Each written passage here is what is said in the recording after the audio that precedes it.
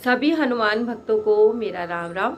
दोस्तों, आज मैं आपके लिए फिर से एक सच्ची घटना लेकर आई हूँ और ये घटना इतनी प्यारी है और मेरे दिल के बहुत करीब है। और इस घटना को जब मैं आपको सुना रही हूँ तो मुझे वही समय याद आ रहा है जब ये मेरे साथ घटना हुई थी। तो दोस्तों, बात 2006 के बाद की है। 2006 में मेरा डिलीवरी हुई थी, मतलब मेरा छोटा वाला बेटा हुआ था। आज से लगभग 18 साल हो गए। तो 2006 की नहीं, 2007-8 की बात होगी। तो 2008 में जब मेरी डिलीवरी हुई तो उसके बाद क्या हुआ कि डिलीवरी के बाद से मुझे अस्थमा की प्रॉब्लम शुरू हो गई। बहुत ज़्यादा सांस लेने में मुझे दिक्कत होती थी। बहुत ज़्यादा मेडिकल ट्रीटमेंट मेरा हुआ, मतलब एलोपैथ का ट्रीटमेंट हुआ। लेकिन उससे क्या हो रहा था कि मुझे बहुत साइड इफ़ेक्ट हो रहे थे, बहुत ज़्यादा साइड इफ़ेक्ट हो रहे थे। ये घटना मैं आपके साथ इसलिए शेयर कर रही हूँ कि जो लोग कहते हैं कि दमा दम के साथ जाता है, तो ऐसा नहीं है दोस्तों। दमा भी खत्म हो सकता है, लेकिन आपके ऊपर उस ऊपर वाले की कृपा होनी चाहिए। जैसे मेरा खत्म हुआ, मैं अब बिल्कुल ठीक हूँ। मुझे कभी कभी प्रॉब्लम होती है, लेकिन ऐसी प्रॉब्लम नहीं होती है कि मैं दमा से बिल्कुल परेशान हो जाऊँ। मुझे इनहेलर भी नहीं लेना पड़ता है, मैं झूठ नहीं बोलूँगी। कभी जब सीजन चेंज होता है, मतलब सर्दी से गर्मी या गर्मी से सर्दी आती है, तब मुझे इनहेलर लेना पड़ता है। अन्यथा मैं इनहेलर नहीं लेती हूँ, बिल्कुल नॉर्मल हूँ, कोई भी मेडिसिन नहीं लेती हूँ। तो मैं आपको बता दूं कि 2008 में मुझे अस्थमा हुआ, तो यहाँ सारा ट्रीटमेंट कराया गया एलोपैथ का। लेकिन एलोपैथ का ट्रीटमेंट मेरे ऊपर बहुत साइड इफ़ेक्ट दे रहा था, मुझे बहुत परेशानी हो रही थी। तो इस कारण से मेरे हस्बैंड को किसी ने बताया कि चित्रकूट में आरोग्य धाम है हॉस्पिटल आयुर्वेदिक, और वहाँ से बहुत सारे लोगों का अस्थमा ठीक हुआ है, आप ले जाकर वहाँ एक बार दिखा दीजिए। तो मेरे हस्बैंड वहाँ ले गए तो उन्होंने बताया कि यहाँ पर 10 दिन आपको एडमिट करना पड़ेगा। पहली बार में तो हम लोग वापस से ले आए, मेरे हस्बैंड का मन नहीं बना, लेकिन फिर इन्होंने मुझे एडमिट करा दिया। लगभग साल भर मेरी वहाँ दवा चली थी। तो पहले मुझे 10 दिन एडमिट रहना पड़ा था, उसके बाद एडमिट नहीं करना पड़ा, मुझे केवल दवाइयाँ लेने जाना पड़ता था। हर महीने चित्रकूट जाना पड़ता था। तो दोस्तों, जब मैं वहाँ पर एक बार गई थी दवाई लेने के लिए, तो क्या था, उस समय मेरी अस्थमा की जो प्रॉब्लम थी वो मतलब महीने ही भर बीता था या 2 महीने बीते होंगे ट्रीटमेंट करते करते। तो मेरी हालत ये थी कि मैं चल नहीं पाती थी। अगर 10 कदम भी चलती थी तो मुझे सांस फूल जाती थी, इनहेलर लेना पड़ता था, बहुत ज़्यादा दिक्कत थी। कहीं आना जाना मेरे लिए बिल्कुल दूभर था। जिंदगी मेरी ऐसा लग रही थी कि जैसे बेकार हो गई है। ठीक है। तो उस दिन शायद अमावस्या का दिन था, क्योंकि अमावस्या वाले दिन मुझे ये बात पता नहीं थी कि मतलब कामतानाथ की परिक्रमा करने के लिए बहुत सारे लोग आते हैं और वहाँ कोई भी साधन नहीं मिलता। मुझे और मेरे हस्बैंड को इस बात की जानकारी नहीं थी। मैं वहाँ रुकी थी और कुछ ठीक थी, मतलब पहले से ठीक थी, थोड़ा बहुत चल फिर लेती थी। 10 दिन का ट्रीटमेंट हो चुका था। तो हस्बैंड ने बोला कि ऐसा करते हैं कि चलो कामतानाथ जी का परिक्रमा कर लेते हैं, तुम बोल रही थी। तो मैंने बोला ठीक है। दोनों बच्चों को साथ में लिया, हम लोग निकल पड़े। ये सोचा था कि हम लोग कामतानाथ की परिक्रमा करने तक मतलब कोई सवारी ले लेंगे। और सब लोग जानते हैं कि कामतानाथ की परिक्रमा 5 किलोमीटर की है पैदल। अब तो बहुत सारे साधन हैं, लेकिन उस समय जब मैं गई थी तब इतना साधन नहीं था। तो मैं होटल से बाहर निकल दी। ठीक है। जब पता चला कि ऑटो, टेम्पो, रिक्शा कुछ भी नहीं मिलने वाला है, यानी कि मुझे अपने होटल से लगभग 3-3.5 किलोमीटर पैदल चलना था, धीरे धीरे। और आपको बताऊं कि चित्रकूट की जो सड़कें हैं बहुत पहाड़ों को काट कर बनाई गई हैं, तो कहीं ऊंची कहीं नीची। सामान्य इंसान चढ़ने में वहाँ प्रॉब्लम उसको हो सकती है। तो मैं तो दमा पेशेंट। मेरे हस्बैंड ने बोला कि क्या तुम चल लोगी? तो मैंने कहा नहीं, चलते हैं। जब मन बना लिया है परिक्रमा का तो फिर हम परिक्रमा कर लेते हैं। तो दोस्तों, क्या हुआ कि सवारी नहीं मिली, लेकिन हम चल दिए परिक्रमा के लिए।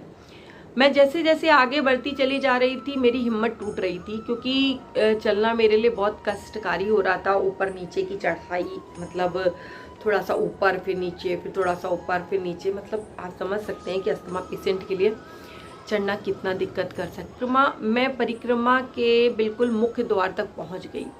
लेकिन उस समय मुझे इतनी ज़्यादा दिक्कत हो गई कि इन्हेलर लेने के बावजूद मेरी सांस जो थी वो उखड़ चुकी थी।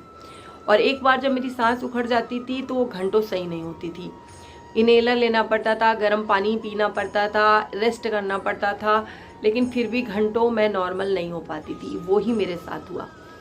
मेरी सांस फूले चली जा रही थी और इन्होंने मुझे पेड़ के नीचे बिठा दिया, छोटे वाले बेटे को दे दिया गोद में और बोले कि तुम यहीं बैठो, अब हम परिक्रमा नहीं करेंगे, तुम्हारी स्थिति ऐसी नहीं है कि तुम 5 किलोमीटर तक पैदल चल लोगी, और मैं रिक्शा या कोई ढूंढता हूँ साधन और हम वापस होटल के लिए जाएंगे, लेकिन तुम परिक्रमा नहीं कर पाओगी। ये चले गए ऑटो वगैरह ढूंढने के लिए और मैं वहाँ पर पेड़ के नीचे बैठ गई। मैंने क्या किया कि मेरे इतना ज़्यादा गुस्सा आ रही थी कि रोना भी आ रहा था, बहुत घबराहट भी हो रही थी, मैं बहुत रोने लगी, कस कस के रोने लगी। मुझे कोई फ़र्क नहीं पड़ रहा था कि मुझे कौन देख रहा है कौन नहीं देख रहा, मैं रोए जा रही थी। मैंने वहाँ कहा भगवान जी से कि आज मैं अगर आपके दरबार से ऐसे ही चली जाऊँगी तो इसमें मेरी नहीं आपकी बेइज्जती होगी, क्योंकि मैं आपके भरोसे पर यहाँ तक आई। मैं चाहती हूँ कि मुझे ये परिक्रमा करने को मिले, लेकिन आप मुझे ये परिक्रमा अगर करने नहीं देते तो मैं यहाँ कभी नहीं आ पाऊँगी। मेरा विश्वास टूट जाएगा। मेरे विश्वास की आज आपको लाज रखनी पड़ेगी। जो अस्थमा पेशेंट दोस्तों 2-4 घंटे में भी नॉर्मल नहीं होता था, वो पेशेंट यानी कि मैं 15 मिनट में मेरी सांस जो थी अचानक से ठीक हो गई। आपको जो बता रही हूँ बिल्कुल सत्य घटना बता रही हूँ, सच्चाई मेरे चेहरे से आपको झलक रही होगी, झूठ नहीं बोल रही।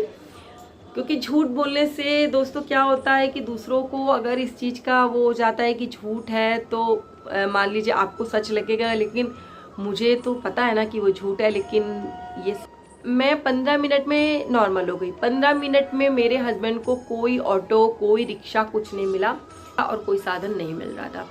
मेरे हस्बैंड, तो मैंने उनसे कहा कि अब मैं ठीक हूँ, परिक्रमा करूँगी।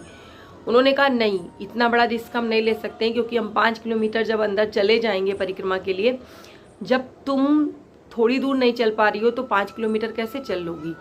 ऐसा डिसीज़न नहीं करते हैं जो बाद में नुकसानदेह हो और तुमको परेशानी हो जाए।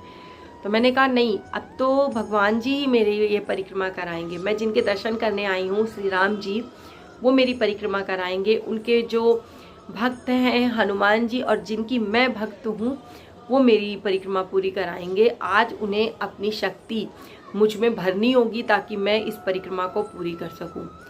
मेरे हस्बैंड ने छोटे वाले बेटे को गोद में ले लिया। मैं उस समय दोस्तों आपको बताऊं अपना हैंड बैग लेकर भी नहीं चल सकती थी। मेरे हैंड बैग में जबकि कुछ भी नहीं होता था ऐसा कि मुझे बहुत मेकअप सामान लेना हो या कुछ हो, केवल इन्हेलर या थोड़ा बहुत पैसा रहता था, लेकिन मैं वो लेकर भी नहीं चल सकती थी। इतनी बुरी स्थिति थी मेरी, बहुत ज़्यादा बुरी। वेट इतना ज़्यादा बढ़ चुका था कि चलना मुसीबत हो जाती थी दवाइयों की वजह से।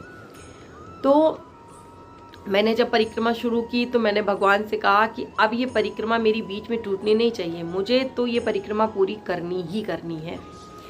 और आप यकीन मानिए दोस्तों, वो 5.5 किलोमीटर है कि 7 किलोमीटर है, ढंग से याद नहीं आ रही मुझे। वो परिक्रमा में लगभग 3 से 4 घंटे लग जाते हैं, मेरे जैसे लोगों को लग जाते हैं। तो मैंने 3 से 4 घंटे वो परिक्रमा पैदल, अस्थमा पेशेंट और वो भी बहुत ज़्यादा सीवियर कंडीशन थी मेरी, वो परिक्रमा पूरी की। आकर मंदिर में प्रसाद चढ़ाया और उसके बाद मैंने माथा टेका और भगवान को बहुत सारा थैंक यू बोला कि आज आपने मेरी और अपनी दोनों की लाज रख ली। क्योंकि मैंने बड़े घमंड से अपने पति से कह दिया था कि अब वो जानेंगे, उनका काम जानेगा, परिक्रमा तो मुझे करनी ही करनी है। अगर वो विश्वास टूट जाता तो मेरे पति के मन में कहीं ना कहीं ये आ जाता कि ये कहती तो है लेकिन कुछ होता नहीं है। लेकिन बाबा ने और राम जी ने मेरी उस विश्वास को बचा कर रखा और मैंने वो परिक्रमा पूरी की। उसके बाद दोस्तों मेरा ट्रीटमेंट चला, मैं पूरी तरीके से ठीक हो गई, लेकिन बीच में संकट हो गया था, आप सब लोग को पता है।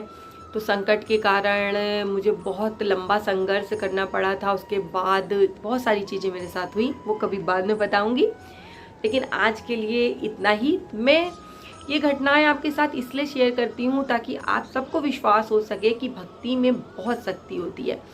अगर आप में भक्ति है, विश्वास है, तो आप किसी भी बीमारी, किसी भी प्रॉब्लम्स को जीत सकते हैं और 100% जीत सकते हैं। इसी के साथ आज का वीडियो यहीं समाप्त करती हूँ और बाबा से प्रार्थना करती हूँ कि बाबा मेरे सभी भक्तों पर अपनी कृपा दृष्टि ऐसे ही बना के रखिएगा। इसी के साथ जय श्री राम, जय बाबा की और हर हर महादेव दोस्तों।